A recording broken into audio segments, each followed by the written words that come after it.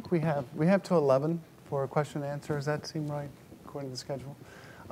Those were terrific. I have a feeling that you two want to talk to each other quite a bit, but I'm not going to allow it quite yet. Let me just look out to the group for questions or comments from any of you. Yes. I have a question for Professor Harcourt. So I'm not yet convinced, and I'm interested in what you think about whether your sort of very stark dichotomy between allegedly in neoliberal view, naturally functioning, naturally efficient markets, and this outside sphere that has to be regulated and people put in jail. And I understand that Richard Posner and some of your other colleagues are very good producers of sites that sort of create this stark dichotomy because they just want to make certain points, and they sometimes overstate. But we have vast regulation of markets, and neoliberals long ago acknowledged that there are market failures and externalities, and so we have I'm not going to start listing the agencies, and a lot of antitrust at the beginning of sort of law and economics, right, is the way to regulate anti-competitive activities, SEC and LRB. Everything is sort of regulated. I'm not saying now that it's regulated enough, and I guess now most people think that it probably hasn't been regulated enough, but it's definitely regulated. In the private sphere, outside of markets, I don't know if you would classify Aleckson or Williamson as neoliberals, but they and others, Macaulay, right, have long ago said, well, there are all these ways of regulating outside of market activities that don't need government and take place without government intervention, and government needs to only sort of step in where that kind of thing fails. Some of it deals with private contracting, but not all of it. So what do you think? Is it how does that come into your depiction of the sort of seems to be a little bit of a black and white world of natural efficiency in one and total failure of everything orderly in the other. Right. So maybe I didn't have enough time to make myself clear, but I agree entirely that there is vast regulation of the markets that we call free. Right. In fact, the purpose of this intervention, in some sense, is to try to distinguish between how we imagine the situation, right, and what may be going on, right.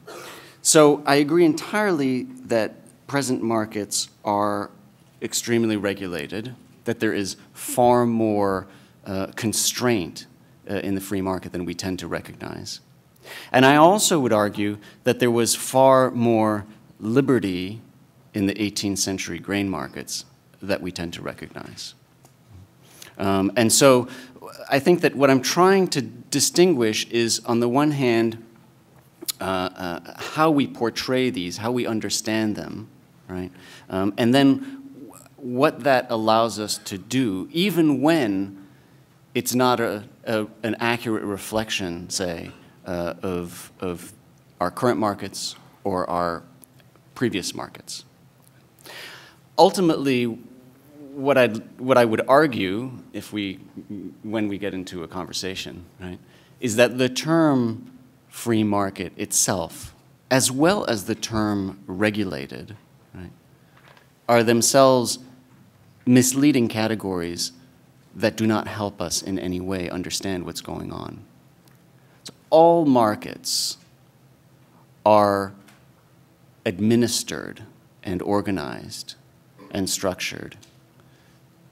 The only interesting question is, how do the myriad forms of administration and intervention and organization distribute resources and redistribute resources?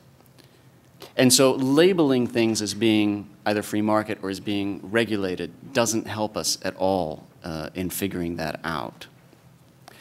Okay, so I think that that's in part an answer, or maybe a clarification of where I want to position myself. But I would just add this one thing. It does an enormous amount of work, though, and that's what I'm trying to emphasize here. We can't imagine, right? We're talking a lot these days about government spending. We're talking a lot about nationalizing banks. We're talking about, well, let's put it this way. We're not talking about nationalizing. We're talking about pre-privatizing banks, right? So, has anyone ever thought of pre-privatizing the carceral sphere? No, we don't talk in those ways. We don't imagine in those ways. There has been a small movement to privatize prisons, but it's a marginal kind of, it's not where the action is in the debate over punishment, right, and over our incarceration rates. But we just think about that space in a completely different way. And it's the different way that we speak about that space, I would suggest, that facilitates certain things like the exponential increase in custodial detention. Sorry. Chris, do you want to supplement that at all? No. I just want to say very quickly that I think the answer suggests one of the reasons why it's great to have legal historians and social psychologists in the same room.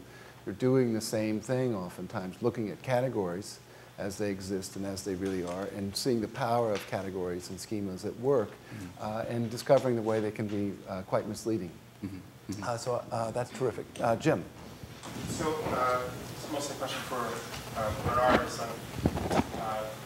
You're presenting the idea of liberalism as severing radically the connections between the economic realm and the penal realm, and by naturalizing economic transactions in the economy, what's outside naturally is appropriate for penal intervention. And you have 20 minutes, 30 minutes, it's kind of hard to, I'm not going to hold you to learn any of the many interesting concepts that you set forth, but you then jump to present time and you cite the figure of roughly 1 in 100 people in this country incarcerated. And because a lot of the initial theoretical basis that leads to this growth of the idea of the economy as natural and the penal response as natural in response comes from France. I'm wondering if you've thought about the juxtaposed current levels of incarceration in the United States and France, and by extension in other parts of the world. So the ballpark figures in France, very ballpark, would be something like 1 in 1,000 people are incarcerated, whereas 1 in 100 are incarcerated here. So I'm wondering if you've thought about, this just occurs to me in real time, the relationship between the strength of the belief in the naturalness of the market and the tendency to incarcerate within particular societies, and whether there's that correlation has been studied across different countries. I see it as my perspective is very much from human rights and from opposition to the idea of mass incarceration. So I don't know if in describing the causality, at least historically, that might take you to a differential layout based on this factor of the belief in the market, and then sort of the reverse engineering what might be possible if we can contain the beast of the idea of the legitimacy of the natural order of the market, and therefore the use of prison to punish, whether we could roll back our obscene incarceration rates.